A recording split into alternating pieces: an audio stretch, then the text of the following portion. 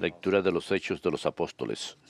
En aquellos días, los guardias condujeron a los apóstoles a presencia del consejo, y el sumo sacerdote les interrogó: ¿no les habíamos prohibido formalmente enseñar en nombre de ese?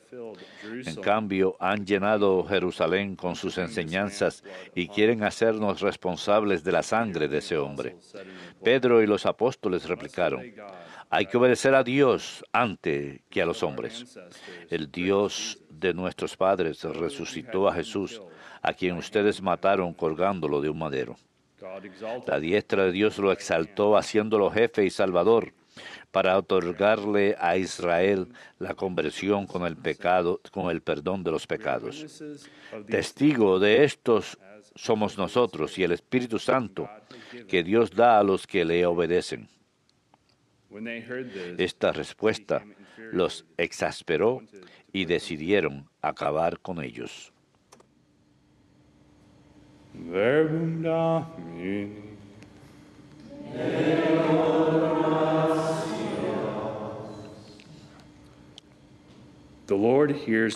Si el afligido invoca al Señor, Él lo escucha. Si el afligido invoca al Señor, Él lo escucha. Bendigo al Señor en todo momento. Su alabanza está siempre en mi boca. Gusten y vean qué bueno es el Señor. Dichoso el que se acoge a Él. Si el afligido invoca al Señor, Él lo escucha. El Señor se enfrenta con los malhechores para borrar de la tierra su memoria. Cuando uno grita, el Señor lo escucha y lo libra de sus angustias. Si el afligido invoca al Señor, Él lo escucha. El Señor está cerca de los atribulados, salva a los abatidos. Aunque el justo sufra muchos males, de todos lo libra el Señor. Si el afligido invoca al Señor, Él lo escucha.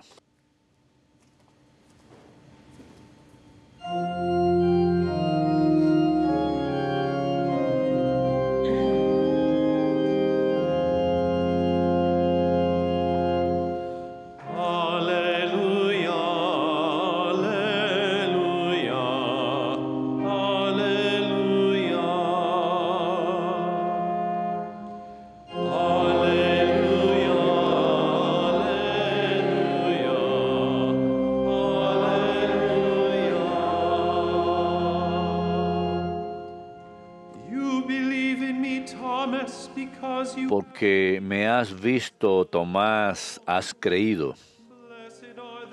Dichosos los que crean sin haber visto.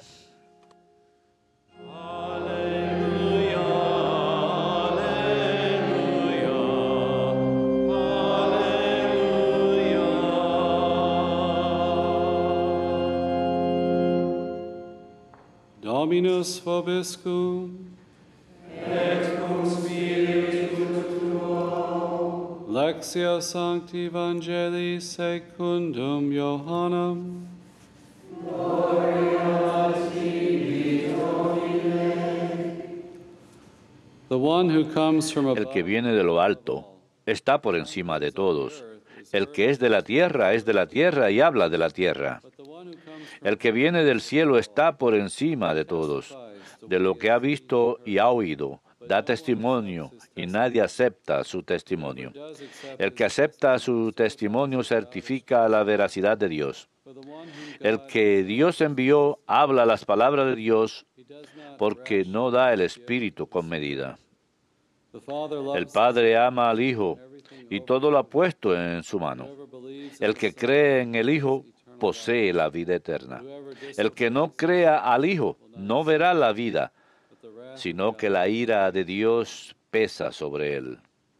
Verbum Domini.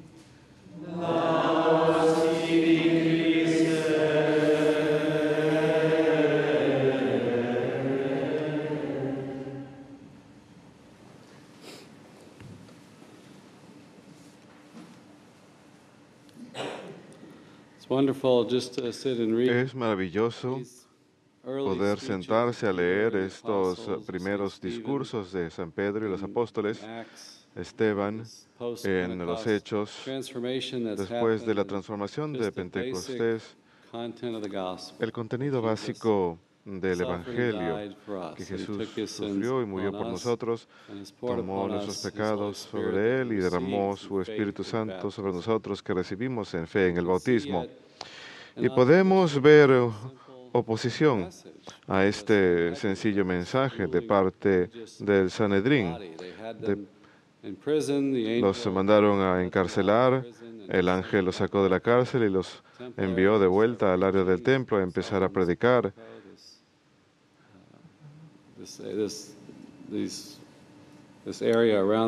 El área alrededor de la plaza del templo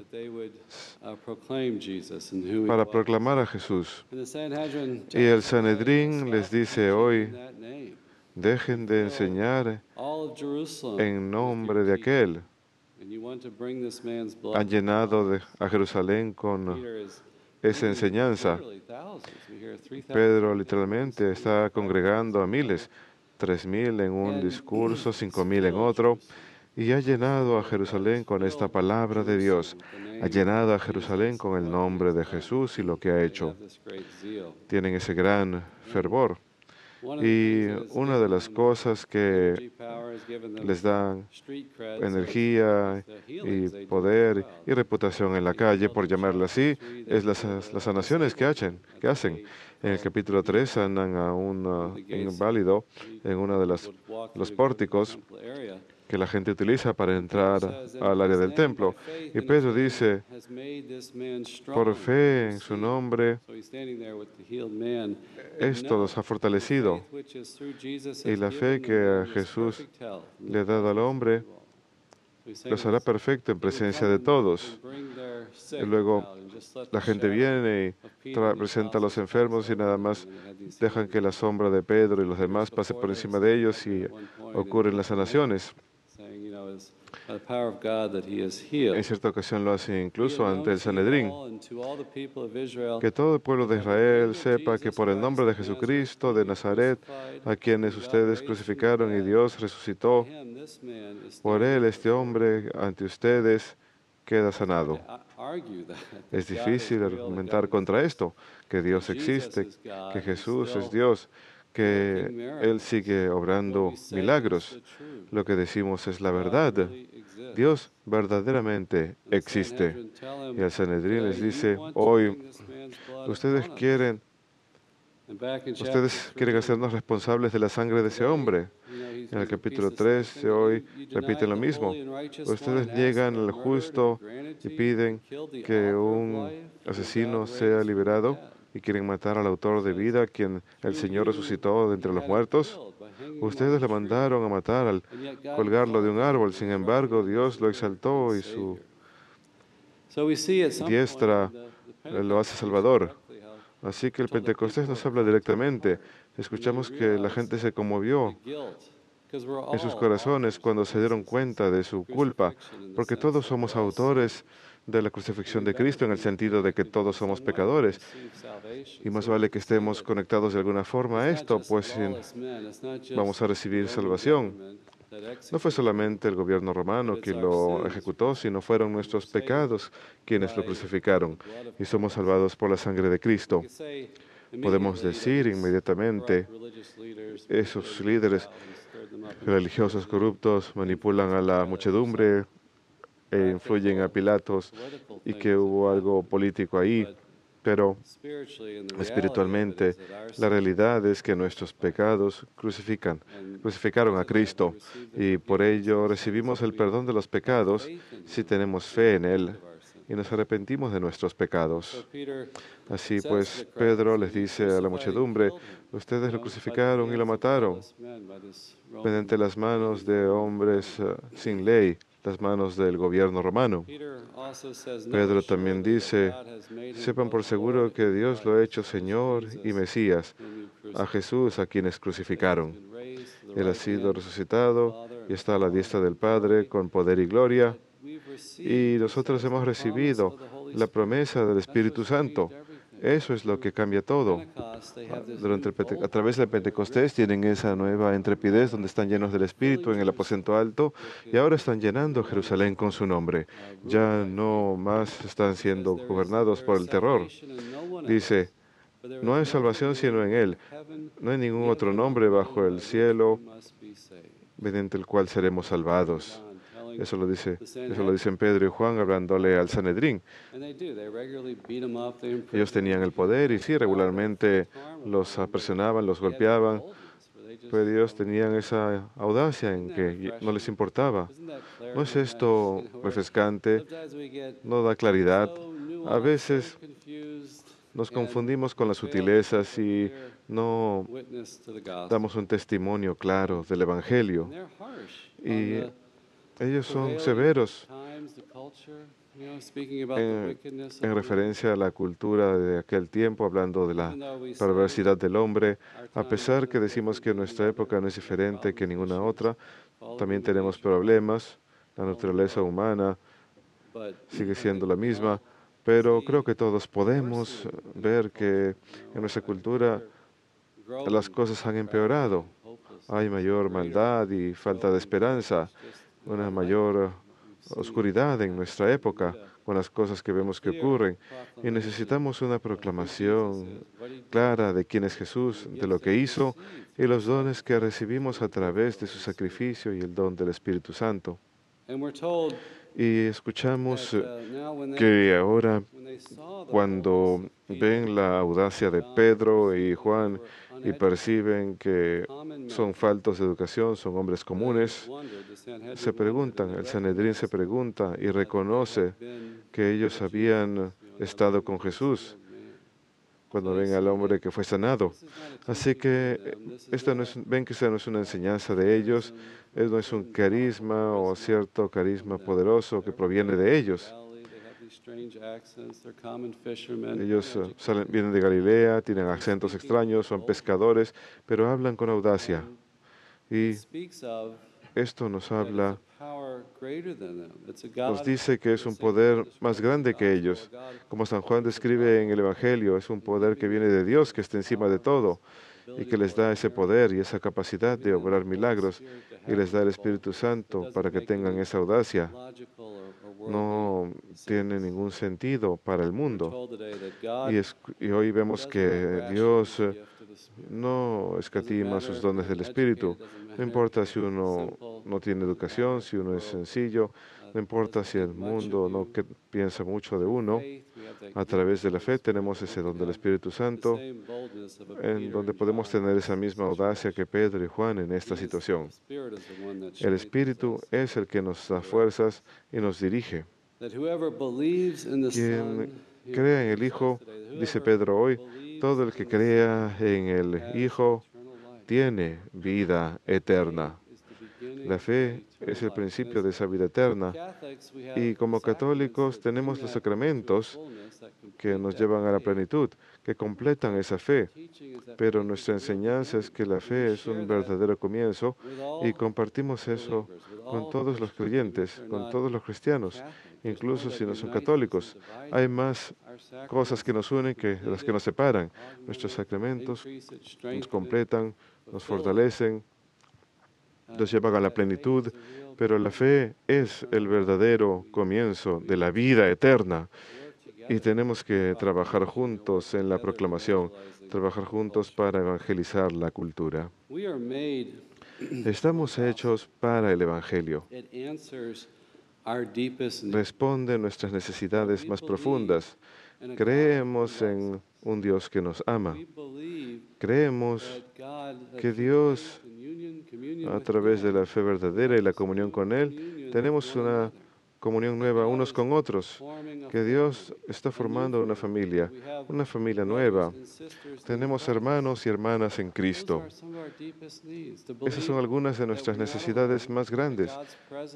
Saber que no estamos solos, que tenemos la presencia de Dios en nuestra vida, que es un Dios de amor y misericordia, un Dios que comparte su vida misma, comparte su naturaleza misma con nosotros, que nos transforma y nos da la gracia para que aumente nuestra santidad, para no permanecer iguales, para no permanecer atascados en nuestros pecados, sino que nos da vida eterna para poder tener victoria sobre el pecado y la muerte, y que no estamos solos, incluso en un sentido humano. Estamos unidos como familia. Dios en la iglesia forma un nuevo pueblo. Siempre me llama la atención eso. Conocer personas de diferentes culturas, incluso cuando escucho un podcast o algo así, hablamos el mismo idioma, entendemos la misma realidad con los demás cristianos. Hay cierta armonía y cierto punto común en la vida que compartimos. Creemos las mismas cosas y sentimos cómo el Espíritu Santo obra en nuestras vidas de forma similar. Sabemos cómo es tener desafíos y cruces, sabemos cómo es recibir la gracia, ser fortalecidos por Dios, ver su presencia en nuestra vida, porque aceptamos la mente de Cristo, empezamos a ver las cosas como Él las ve, y eso nos une. Hace poco, una pareja estaba visitando de la India, son originarios de la India, viven en este país, y me estaban contando de la mamá de ella que vive en Mumbai y que mira el canal todos los días, creo que tiene 70 y pico, o casi 80. Me causa gran admiración. ¿Qué podemos decirle a una mujer en la India? Pensamos que la cultura es tan diferente que no tendríamos mucho en común y que el canal no le puede comunicar nada. Tenemos tantos estadounidenses aquí en el canal que hacen los programas, pero estamos unidos en la fe. Hablamos de la misma realidad que todos los creyentes en el mundo entero están viviendo en sus vidas propias. Así que a través de la fe, estas necesidades más grandes son respondidas. Somos liberados del pecado y la muerte, liberados de la corrupción de este mundo que vemos a diario. Para ser como Pedro y Juan, tenemos que cultivar nuestra propia amistad con Jesús. Tenemos que tener una vida de oración personal profunda, no solamente la iglesia, ir a misa los domingos, sino tener una vida de oración regular, tener una vida sacramental, por seguro ir a misa, recibimos los sacramentos y leemos las Escrituras.